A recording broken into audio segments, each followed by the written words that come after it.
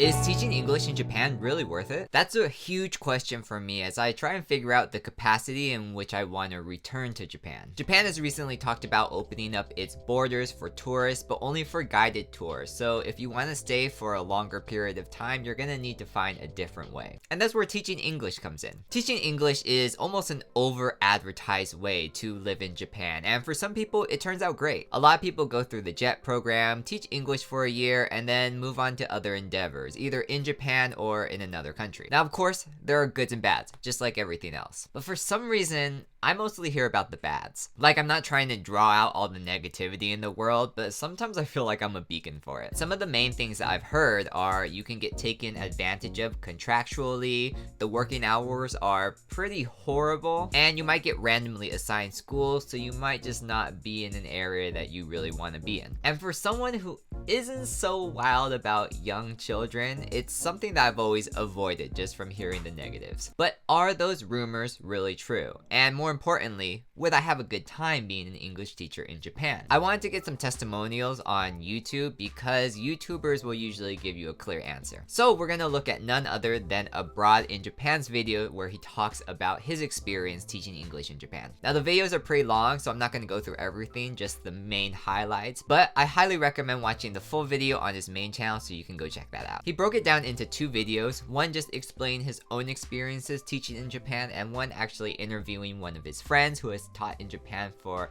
many years. So we'll take a look at his experiences first as an English teacher.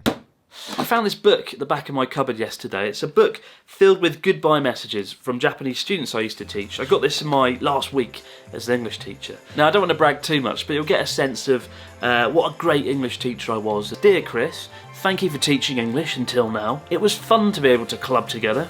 It's important to point out for legal reasons, I didn't go clubbing with underage students. She is just referring to the after-school English club. And she continues, please be stomach much more healthy in the future. Please be stomach much more healthy.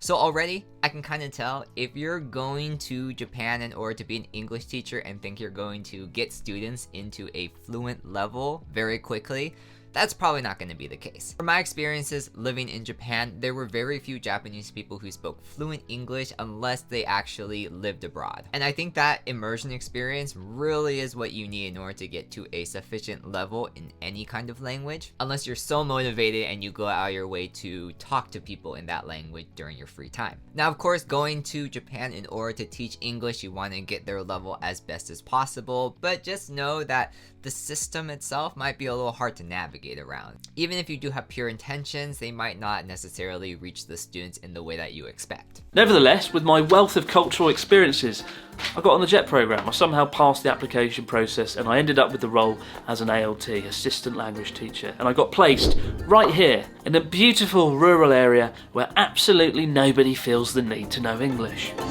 Now, I've heard a lot of people criticise the JET programme over the years because they say that that money invested in the foreign teacher could be spent on Japanese teachers, it could be spent elsewhere in better ways. But Lord knows they need more foreigners in rural Japan. I once dated a Japanese girl from that town, and when it came to meeting her mum had never met a white person before, despite being 50-something.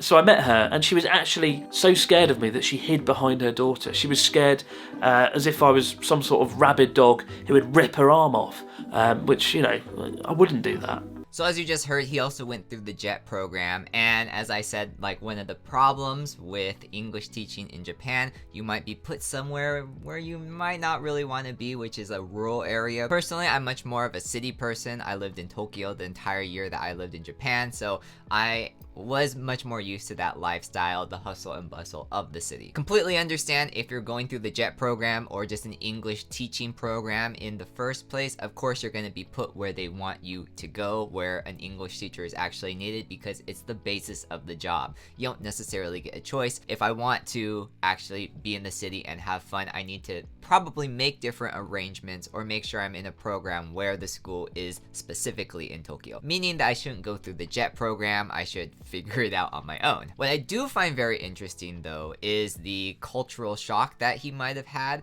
being in a rural area and these Japanese people not really being used to or comfortable with foreigners. And also thinking about how that might reflect upon myself because I am a little bit more Japanese looking and somewhat decent at Japanese language and conversation as well. Won't say I'm perfect, won't even say I'm nearly fluent, but I can get by. So is the JET program specifically looking for foreigners or people who are more foreign to Japan in order to be an English teacher in order to get that immersion feeling? Because then maybe I'm a little less applicable. However, one of the things that I've been taught during my long, tedious induction in Tokyo during the first week was that you should never correct a teacher in front of the classroom lest you undermine them and make them look inferior in front of the class. So I spent my first few weeks conflicted, dying inside, because I wasn't sure if stepping in and telling the teacher that they were wrong would destroy my fragile relationship with my colleagues early on. This is another thing that goes beyond English teaching in general. I think it's more of just a cultural thing for working in Japan as well. But not questioning and not correcting your superiors is actually a pretty big thing. And I think it undermines a lot of Western values as well because we're used to correcting people's mistakes, not even as a way to challenge authority, but it's just a way to make the project or whatever you're working on actually work without making any mistakes. While in Japan, doing something like that may be considered as disrespectful. Now, times are changing. I don't know if that means that this idea is also changing in Japan as well, but I do know that there's still a pretty traditional structure between employees and employers and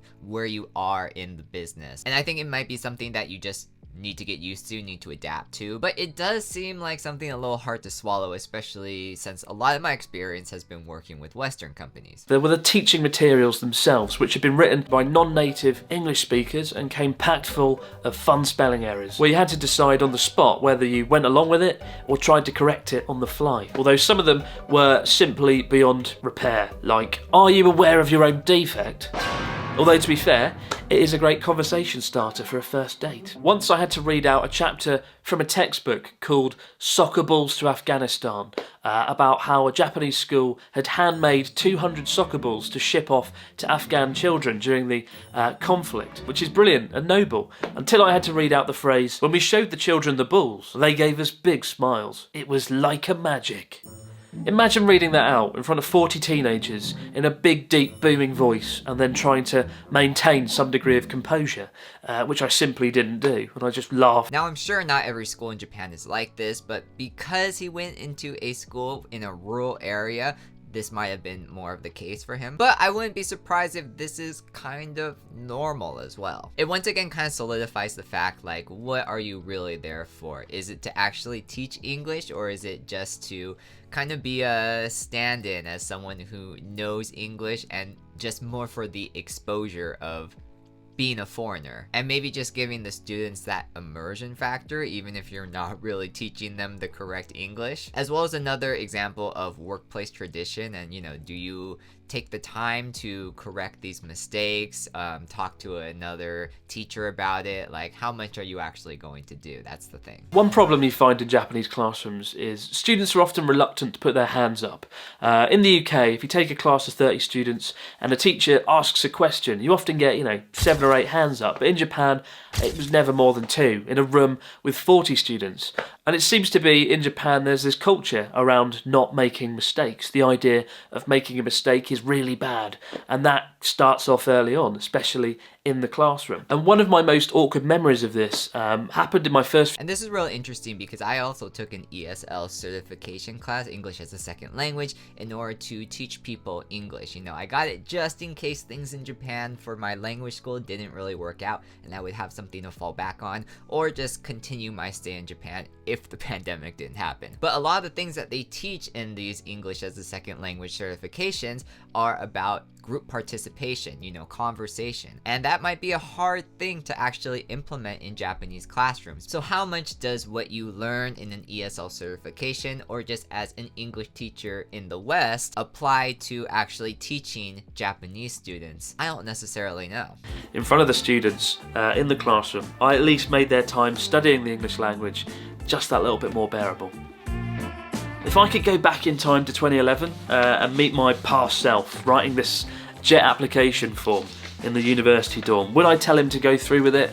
Absolutely. I would tell him it's going to be worth every minute of it. I would tell him it's going to change him for the better. So we do have to note that he was an English teacher in 2011, 2012, as he said. And he was at a younger age than he is now. Now, personally, I know from my own experience living in Japan for the first time, not knowing anything and going maybe just a little bit of a different route by doing a language school instead of being an English teacher. That experience for me was invaluable. Like, it was super life-changing. It made me kind of have to figure things out in a different way and made me a lot more independent than I was before. But since I already have that experience, it also makes me think if being an English teacher is basically just gonna rewind and give me that same experience, or would I be getting something else out of it? Because being an English teacher for the sake of just living in Japan is a very easy thing to do.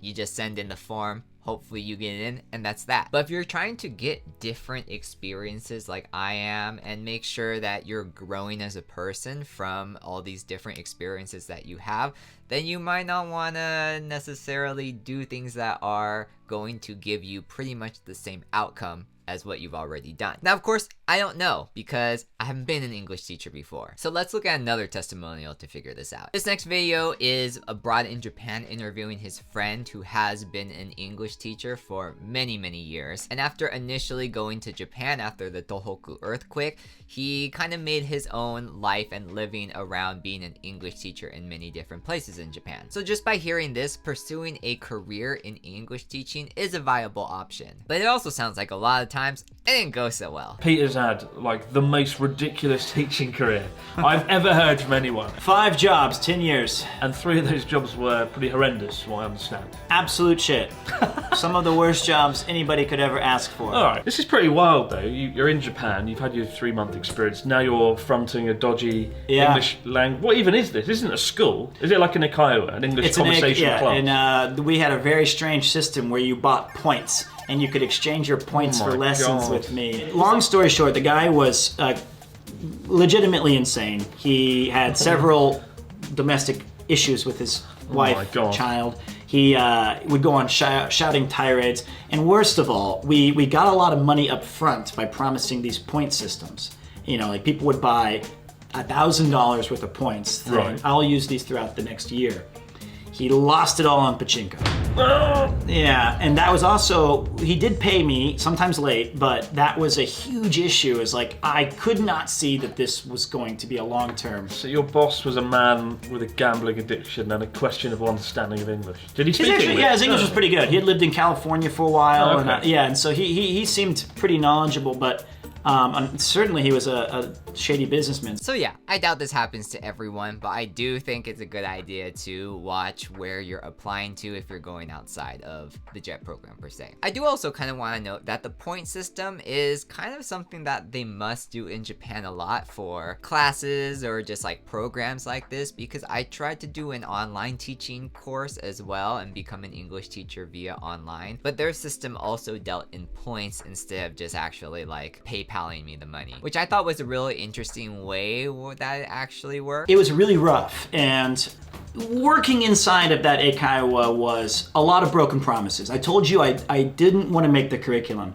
so luckily he had tasked his brother to write, who seemed very like energetic. I want to write it. The brother of the gambling man. Yes, and I was like, all right, man, let's see what you got. And I was like, all right, so one of the lessons we're gonna do is like, you're at an airport. Right. And I'm gonna help you like check in your bags or stuff that you may actually use using English. Sure.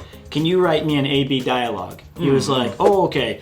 And he would like type away giggling for hours, and he'd print off these sheets. It'd be like, hello, hi, I'd like to take a flight, please. Okay, where are you going? Do you have a banana? I'm hungry. And you're like, what? What does this mean right here? Is this a mistake? And he was like, keep reading. Oh, God. He's like, no bananas on the flight, sir. Really? Time to die, or something like he would, and I'd be like, well, what is that? You point at it, like, pull out a gun, he's like, it's funny. These are omoshiroi. These are interesting. I knew that this was not gonna last, and he said, okay, it's time to recontract. So I guess note to self, eikaiwa, bad. And I guess when you're looking for English jobs that are outside of the JET program or any other program that kind of helps you along the way to match you with schools and stuff, you kind of have to figure out if you're getting yourself into any kind of shady situations, because just like everywhere else in the world, there are scammers out there. And honestly, if I was going to be an English teacher, I would rather go to an independent eikaiwa or English teaching company rather than going through a school, just because, you know, not too hot with kids. But now it's very clear that I also need to watch out for red flags when I'm doing applications or just finding eikaiwas that may be interested in a foreigner working for them. If I were to find a language school, an independent language school at least, like an eikaiwa, I would probably start by contacting my Japanese language school that I went to and kind of reach out from there, because at least I know personally that the school I went to is not like shady or anything like that, and I feel like a lot of Japanese schools that accept a lot of foreigners are much more legit than maybe some of the eikaiwas that open up in Japan. Now on the flip side, I feel like it's just as important to hear the opinions of someone who isn't a foreigner and who is actually Japanese and has worked in the English language sector. And that's where Shun-chan comes in. He's a Japanese native who studied abroad in America and went back to Japan in order to teach English for a while. So I think he's gonna give us great examples of just the English teaching system in general and some things that foreigners aren't really gonna know. I hit the rock bottom. I had this huge realization that English teaching is bullshit.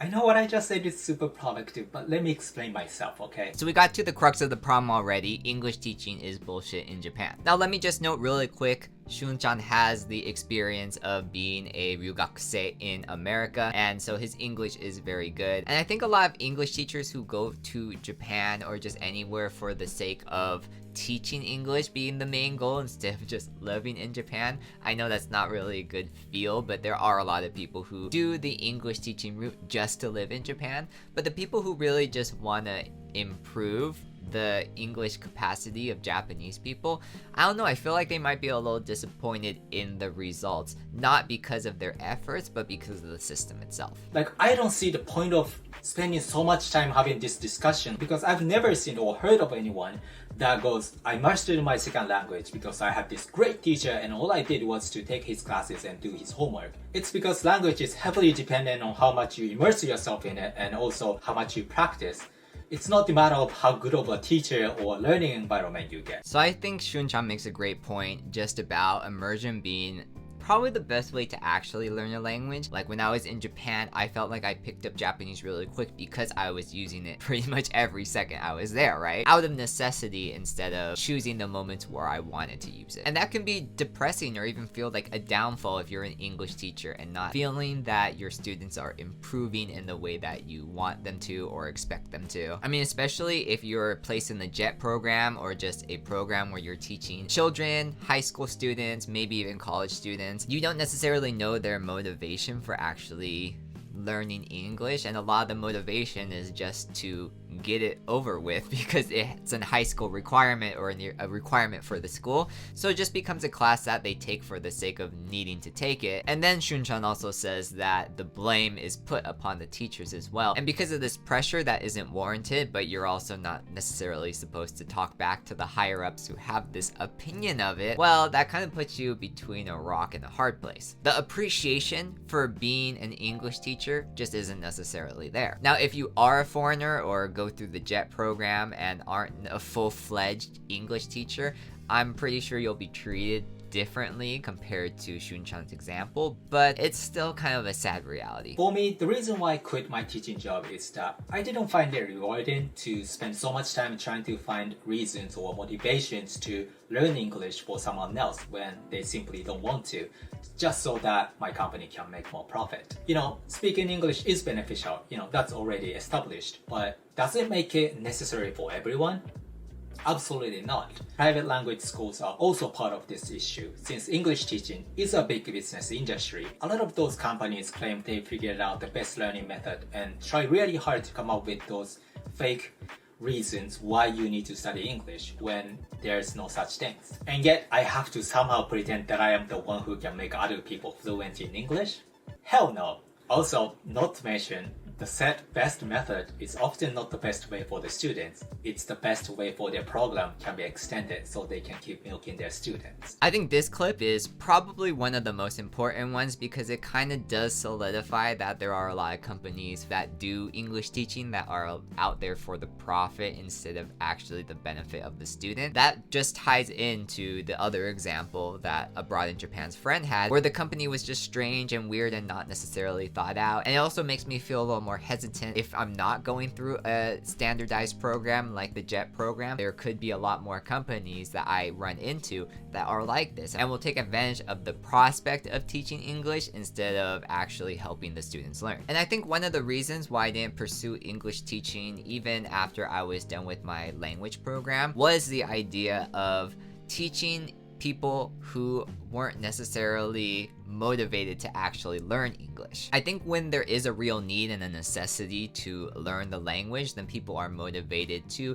keep practicing even if they're not in an immersion environment. I can imagine that businessmen who go to America or Europe in order to do business, they really need a pretty strong understanding of English, at least in order to make deals, in order to have conferences and talk to people. So those are the types of people who would be a lot more motivated to learn English. Also for people who are planning to study abroad or move to America or Canada or Europe. And it reflects the same need and motivation that I had when I moved to Japan to learn Japanese in order to basically just live and make friends and talk to people. But just like I see with my American friends who are like, oh, I would love to learn Japanese, but aren't really into the idea of immersion, it's just really hard to actually find the motivation to pick up the language, especially if you don't have a solid need to. Like living in America, when was the last time I actually used Japanese? Not in a freaking long time. Now I feel like throughout this video I've been going back and forth with the idea of, should I become an English teacher? Should I not become an English teacher? Is that the best way to get into Japan? Is that the best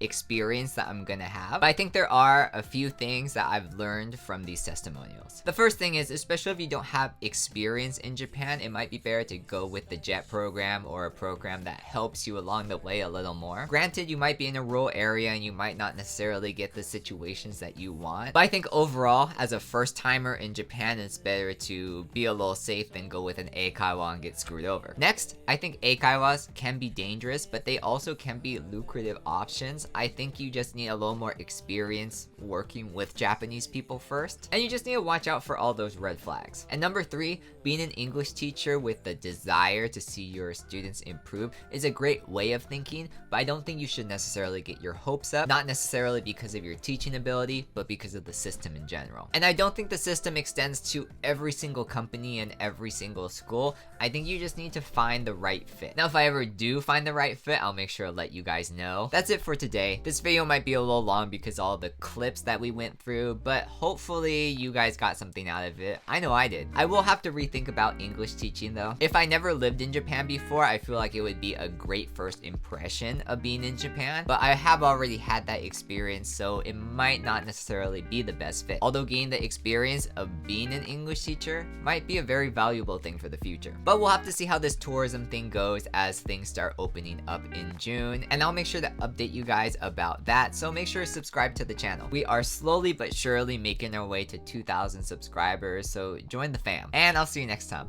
Peace.